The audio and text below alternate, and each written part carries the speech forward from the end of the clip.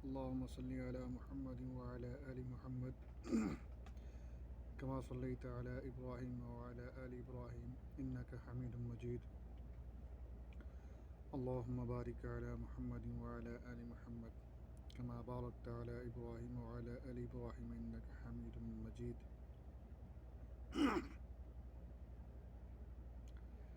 الحمد لله الذي شرف نوع الإنسان وفضله على جميع الحيوانات بنعمة النطق والبيان، واحمده حمدا دائما أبدا بحق الإحسان، والصلاة والسلام على خير خلقه المخصوص بالآيات البينات كل البيان، وعلى آله وصحبه صلاة وسلاما يداومان ما دام الموان والبقيان في كل زمان وأوان. أما بعد،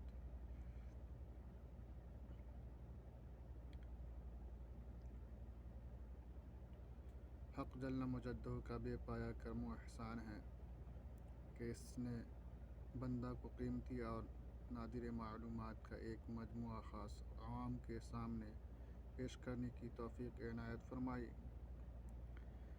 بہت سے اہل علم و اہل تحقیق حضرات عجیب و غریب اور نادر معلومات و تحقیقات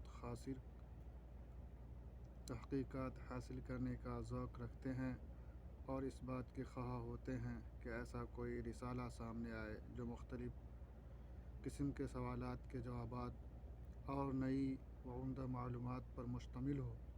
بندہ نے اس ضرورت کو محسوس کرتے ہوئے اپنے اس بیان میں معتبرہ کے حوالوں سے سوال و جواب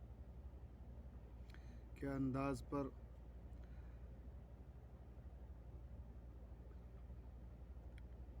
نادر اور تحقیقات عجیبہ پیش کی ہیں.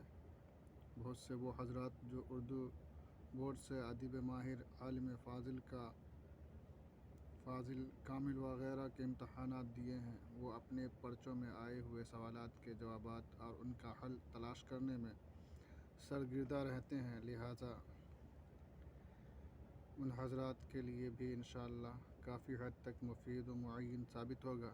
خداوند کریم اس کو قبول فرما کر عوام و خاص کے لیے نافع بنائے. بندہ کا میدان تعلیف میں یہ پہلا قدم ہے، اس لیے ناظرین کرام سے درخواست ہے کہ بندہ کی حوصلہ افزائی فرمائیں اور اس رسالہ میں اس بیان میں جو کوتاہی و غلطی نظر آئے اس کو ہدف تنقید نہ بناتے ہوئے بندہ کو مطلع فرمائیں تاکہ آئندہ اصلاح کے ساتھ واعظ و نصیحت کیا جا سکے. یہ جو کچھ آپ دیکھ رہے ہیں مولا کریم کا فضل و احسان اور میرے مشفق اساتذہ کرام کی نظر کرم اور توجیہات کا ثمرہ ہے. اللہ ان حضرات کو اجر عظیم عطا فرمائے اور بندہ کی اس کاوش کو قبول فرما کر توشہ آخرت بنائے. آمین. وآخر دعوانا الحمد للہ رب العالمین.